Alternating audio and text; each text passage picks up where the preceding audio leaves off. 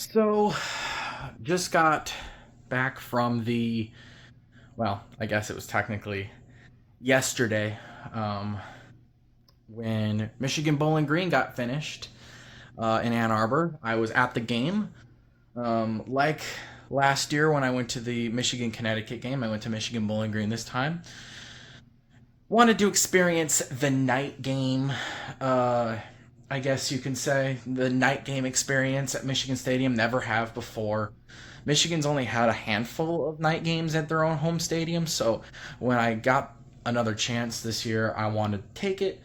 So we played Bowling Green on Saturday. This is going to be kind of my thoughts on the game, and then I got a little bit of footage, not a lot of footage, probably a few minutes of footage, kind of like last year. Not a whole lot to show, but I'll throw it in at the end of the video. What did I think of the game? Well, we won. That's about as much as I can say.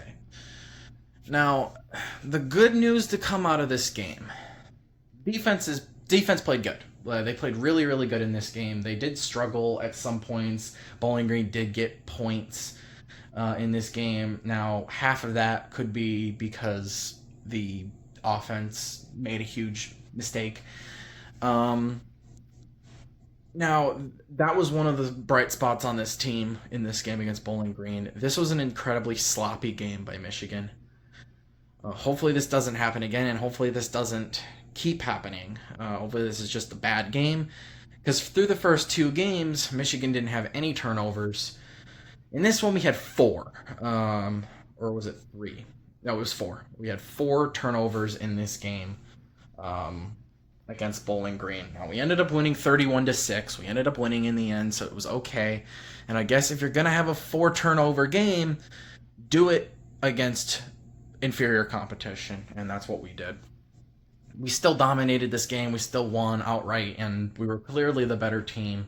But we could have very obviously won by more points.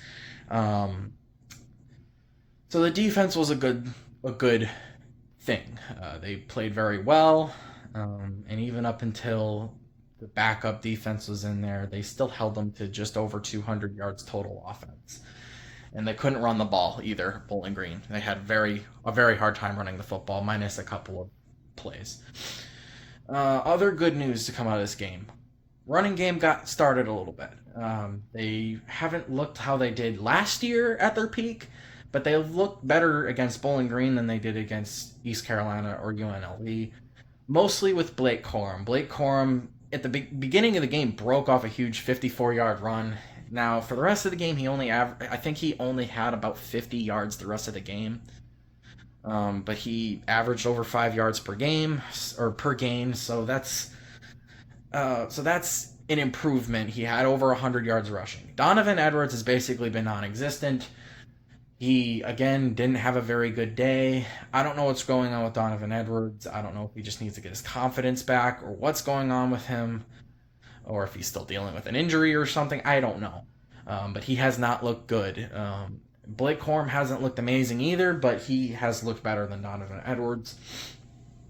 So hopefully he can get started and get some confidence back, and this running game just gets better and better and better and better and better. What were the dark spots of this game? Well, JJ McCarthy to start.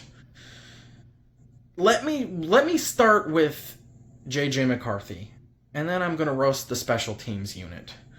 Didn't think I would have to talk about them. JJ McCarthy had 3 interceptions in this game. They were all boneheaded throws. I don't know why he threw them. He tried to force the ball. Apparently, no one taught JJ after last season not to force a football when you don't need to. Throw it out of bounds, dude. Like if a guy's not open, don't force it. Throw it away. He has this problem with trying to force the football. I don't know why he does it. He did this last year, and it had cost him in this game. No interceptions coming into this game. I don't know if it was cockiness or just overall sloppiness, or maybe Bowling Green just had a better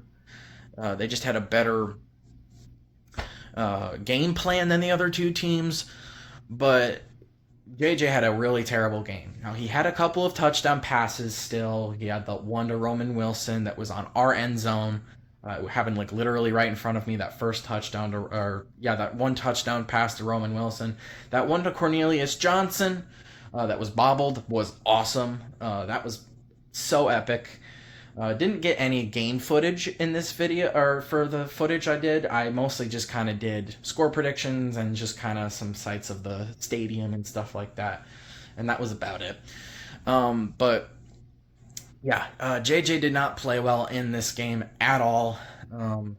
He went 8 for 13 passing, by far the lowest attempts all year. He had basically no attempts passing compared to the last couple of weeks, but it was mostly about the running game in this game. Now, in terms of overall stats, they were pretty even in terms of stats, and Michigan only had just over 300 yards of total offense. Not a great game by the offense in general. There was a few times where the offense kind of collapsed on itself. JJ got sacked once because he had pressure. He had pressure pretty much the whole game. Bowling Green did a very good job of pressuring JJ McCarthy. Hopefully this is just his one bad game and he got it out of the way and we don't have another 3 interception game against Rutgers next week, because that's a huge step up in competition and we just don't need to be seeing that. Special teams. Oh boy. So Bowling Green did a very good job their special teams unit was on point in this game. They were excellent for them, and Michigan didn't really have much of an answer. Um, they kicked it off to us and after their first field goal. And one of our guys, it was a shorter kick, so it wasn't a deep catch or whatever. And it was picked up by a guy, I guess, who's not really used to taking it, I guess. But he took it, fumbled the football, gave it right back to Bowling Green. They had a short field. Defense held, but they already had great field position and kicked the field goal. Made it 7-6. Kicked it back to us, fumbled it a second time. What in the world? How do you make that mistake twice? Very irritating to watch. This game basically just came down to turnovers. Had we had 0 turnovers in this game like we had the last couple of weeks, we could have won this game by my predicted score, 45-7. Or 45-6, I guess it could have been.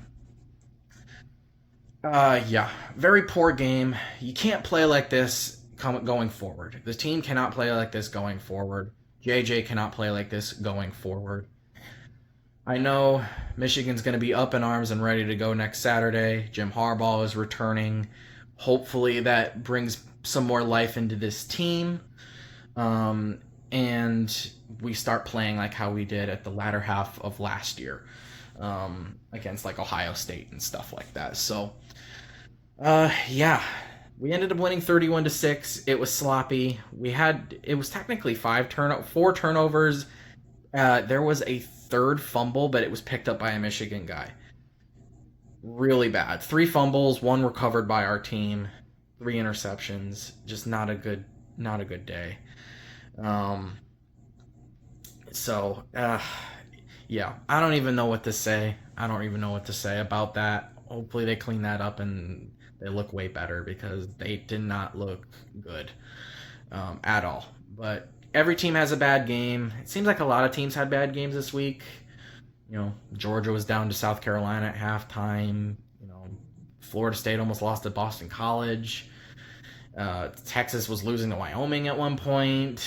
Bama was tied to 3-3 against South Florida. Basically, the only teams that looked really good in the top 10 were Ohio State, who looked really good. Ohio State looked like their old self, basically. Now the rankings came out. Michigan's still at number 2, so we're still in it. But we need to improve. Even through the first few weeks, I feel like we've needed to improve, and Bowling Green was not a step in the right direction. So hopefully next week against Rutgers, we go out there, we have a hell of a game, we dominate, and we win outright. No turnovers, none of that crap. Just don't play sloppy, and don't have penalties called on you. That is one thing that they do very well. They only had one penalty in that game against Bowling Green. Very clean with penalties, and they've been like that all year. I'm very proud of this team for not committing a ton of penalties. They're not Alabama and committing 10 to 12 penalties a game. So I like that. That is something that I can praise them for. They're doing a very good job, and whoever's coaching them to not make these penalties is doing a very good job. So hats off to the team for that. But turnovers need to be cleaned up heavily. So hopefully that doesn't happen anymore. But yeah, that's it. And here's the footage. Already hit a bug. I accidentally got spoiled on the 1,000 yard. Logan, get in the shot.